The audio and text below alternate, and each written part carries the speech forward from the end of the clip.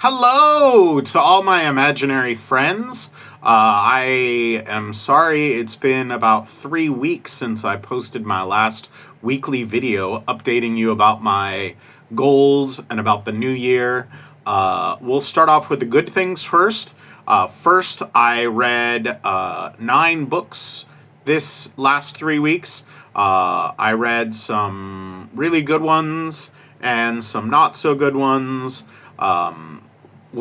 I've really been on a bender with Agatha Christie books, and it's funny, the last 2 people to tell me about who their favorite author is, or maybe 3 people, the last 3 people to tell me their favorite author was Agatha Christie. I was like really shocked that now that I'm reading it, it's kind of, that's what just comes up with everyone. Yeah, I've been loving her. She really knows how to spin a mystery, and I was reading this book of her short stories. I think it's like 11 mysteries or something like that. And it really brought back to me the childhood love of reading Sherlock Holmes. So I've been reading the Mysteries of Poirot, I think is how it's pronounced. Sorry for the butchering it. If you're Belgian or French or just a lover of good pronunciation, I apologize to you. So it was really good. And then I've also read some other really good books. One book that I started out loving it, and it really was opening my mind to all these great questions and was really making me think about the future, was 21 Lessons for the 21st Century. And then he started talking about religious stuff and making kind of prescriptions for the 21st century. And it just kind of lost me. I feel like, I can kind of accept people not believing in God, and I can accept people's arguments against God. I know people have a lot of qualms against it. I personally, as I've shared on this channel, am a Christian, and so that's kind of my go-to is Christianity, and so I don't condemn anybody. I hope that they too can become Christians, because I feel like that's the only way to be saved. But when I'm interacting with non-Christians, when I have plenty of non-Christian friends, I don't really try to make a big deal about it, though I do try to talk about it in a way that is appealing and inviting to people, but I don't really condemn anybody over the religion. But I feel like I have justified reasons for my faith, and it's based on truth and not just this is an imaginary thing that I hope will be true. And I could go into that. I'll probably make another video about that soon, maybe in the next few months.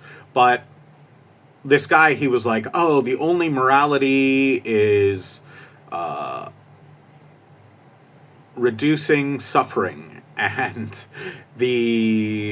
everything we do is about reducing suffering. And us, he didn't like the term atheist, so he used the term secular to describe himself. And he was like, us secular people, we have such a high standard, and we can accept religious people if they don't condemn us.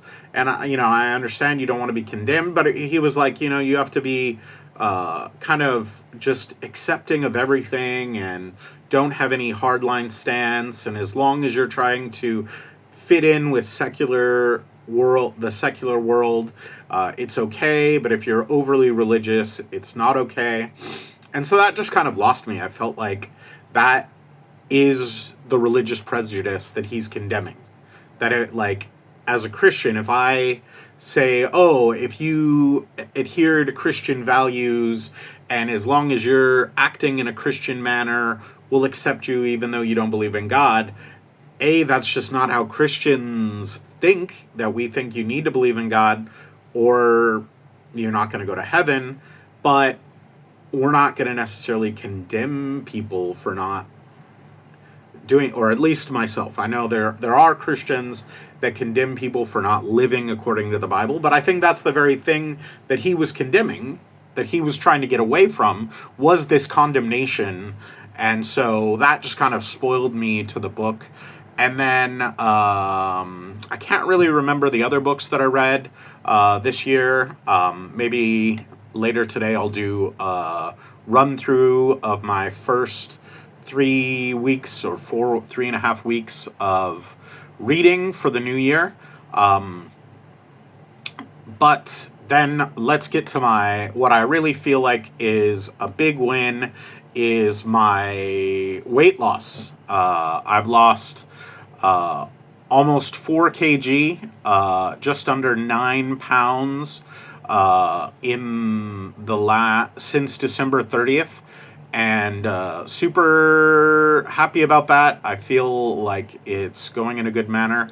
I've been kind of eating my adapted version of the 4-hour diet, or the slow carb diet from the 4-hour body.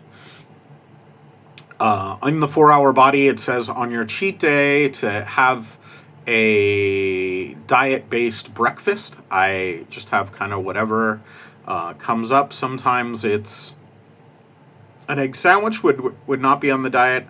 Other days it's the full-on jumbo breakfast at McDonald's. It's just kind of whatever I feel like. I just give myself the whole day off. And then I've been, one time in the last 3 weeks, I got kind of sick, so I had 2 cheat days. Not really going all out with eating whatever I wanted on the second day, just kind of tempering it. And so I am really excited about the weight like I've lost. I feel like I could have done more exercising. I've only been walking about 45 minutes a week. I wanted to walk an hour a week, but I haven't quite hit that target. And then I am really inspired that I feel like I need to get into doing cardio and lifting weights. Several things have sparked that feeling of need to lose some weight, but not just lose the weight. I feel like the thing is that I want to be healthy and vibrant. The first thing that hit me was that a friend of mine told me that his brother, who I think is about 5 to 10 years older than me, is in a wheelchair. And I was like, dang, I don't want that to be me. And then a few days later, I was looking at some job posts, and they were like, oh, we want energetic teachers. And I was like, man, I used to be described as energetic. I'm pretty overweight, so it takes a lot to throw my body around and be that energetic. In mainland China, we call it the dancing monkey teachers. I want to be that energetic teacher, and so that kind of inspired me of like, okay, I want to like run and dance and do kind of like just kind of heart pumping exercises so that I can have that energy to kind of to teach and be kind of an enthusiastic teacher, because I'm a primary school teacher. You really need to give your all with the kids, and it can be quite draining having to stand while you're teaching, but also you want to be very vibrant and enthusiastic. And a big part of teaching learners, English language learners, is using body movement and gestures. And so therefore I need to really be able to energetic. And so that was number 2. And then number 3, a really sad, probably for the last 6 months, my wife's father has been in the hospital. He is a smoker, so I feel like it's not completely applicable to me, but his lungs and his energy and just his ability to eat are all impaired, and he's kind of wasting away.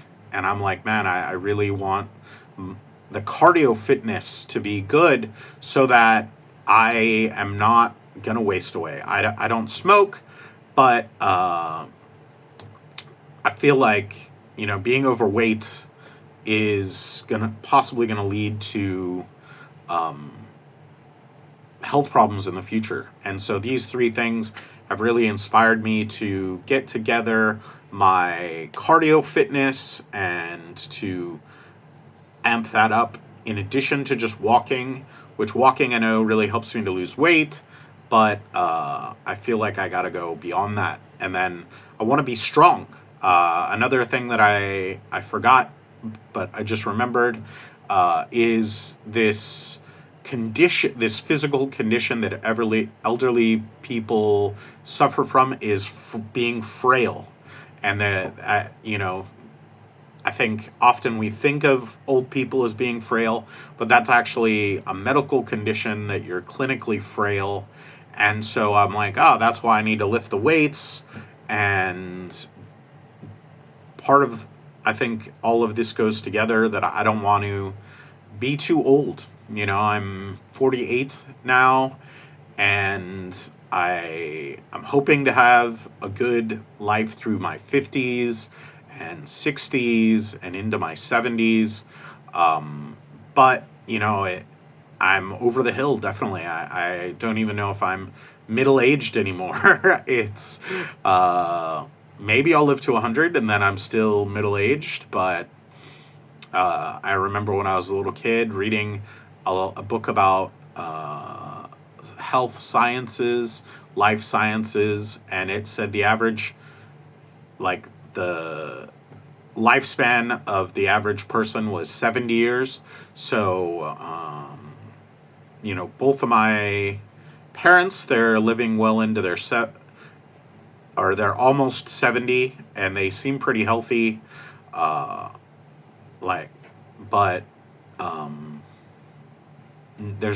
tomorrow's not guaranteed. So I really want to do my best to change and get fit and not be frail and really live impactful life. Well, thanks for listening. Probably we'll hear from me later today about the books that I read. Hopefully you'll enjoy it, and have a great day.